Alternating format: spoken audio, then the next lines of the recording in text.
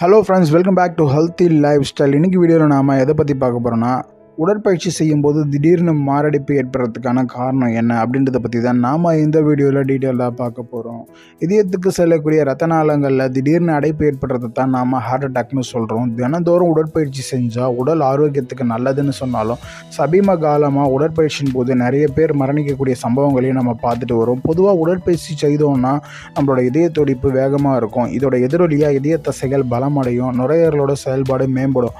ஆனால் கடுமையான உடற்பயிற்சிகளை நாம் செய்யும்போது திடீர்னு ஹார்ட் அட்டாக் ஏற்படுறதா அண்மை கால ஆய்வுகளும் தெரிவிச்சுட்டு வருது. இதுக்கான காரணங்கள் பற்றி தான் நாம் இப்போ பார்க்க போகிறோம். இதயத்துக்கு போகக்கூடிய ரத்த நாளங்களில் திடீர்னு அடைப்பு ஏற்படுறத ஹார்ட் அட்டாக்னு சொல்லுவோம். தனிநபர்கள் சிலருக்கு இதய நோய் இருந்தும் அது அவங்களுக்கு தெரியாமல் இருக்கலாம். இதை உணராத நேரத்தில் அவங்க அதிகமான உடற்பயிற்சி செய்யும் போது கூட இந்த மாதிரி ஹார்ட் அட்டாக் வர வாய்ப்பு இருக்குன்னு டாக்டர்ஸ் நிறைய பேர் சொல்கிறாங்க. அதே நேரத்தில் நீர்ச்சத்து குறைபாடு, உடம்புல நீர்ச்சத்து போதுமான அளவில் இல்லைனாலும் இதயத்தில் ஸ்ட்ரெஸ் வரும்.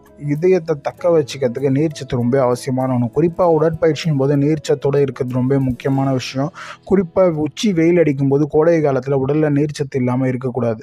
எலக்ட்ரோலைட் குறைபாடு இருந்தாலும் இதே மாதிரி தான் ஆகும். பொட்டாசியம் அதுக்கப்புறம் சோடியம் மாதிரியான எலக்ட்ரோலைட் அளவுகள் ரொம்பவே குறைவாக இருக்கிறதன் காரணமாகவும் இதயம் செயலிழக்க வாய்ப்பு இருக்குது. எலக்ட்ரோலைட் சத்து மிகுந்த பானங்கள் எடுத்துக்கிறது ரொம்ப அவசியமான ஒன்று. கிளைமேட் அடுத்ததாக ஒரு காரணம் பார்க்கக்கூடாது. ரொம்ப கடுமையான வெப்பமோ இல்லை குளிர் நேரத்தில் உடற்பயிற்சி செய்கிறது நல்லது இல்லை. நம்மளோட சீதோஷ்ண நிலைக்கு தகுந்த மாதிரி நல்ல உடற்பயிற்சிகளை சரியான அளவில் செய்கிறதுன்றது ரொம்ப ஹெல்ப் பண்ணும். அடுத்ததாக அதிகமான காஃபைன் குடிக்கிறது. காஃபைன் மாதிரியான பானங்களை அதிக அளவில் குடிக்கிறதால உயர் ரத்த அழுத்தம், இதயம் அதிவேகமாக துடிக்கிறது மாதிரியான பிரச்சனைகள் ஏற்படலாம். இதனால தான் ஹார்ட் அட்டாக் நிகழ்கிறதுக்கான வாய்ப்புகள் இருக்குது.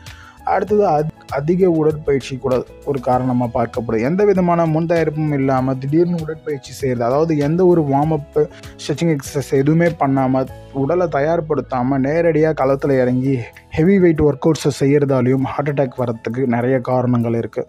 ஒரு சில அறிகுறியை நாம் புறக்கணிக்கிறது. நெஞ்சு வலி, மூச்சு திணறல், இந்த மாதிரி உடற்பயிற்சி செய்யும்போது ஏதாச்சும் ஒரு அசௌகரியத்தை உணர்ந்தால் நாம் உடனே உடற்பயிற்சி செய்யறதை நிறுத்திட்டு ரெஸ்ட் எடுக்கிறது இல்லை ஒரு டாக்டரை கன்சல்ட் பண்ணுறது ரொம்பவே நல்லது.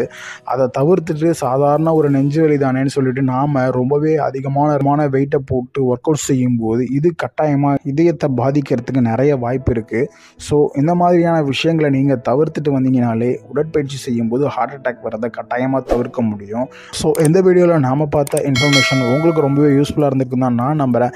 இதே மாதிரி ஒரு சுவாரஸ்யமான வீடியோவுடன் நான் உங்களை வந்து சந்திக்கிறேன். நன்றி, வணக்கம்.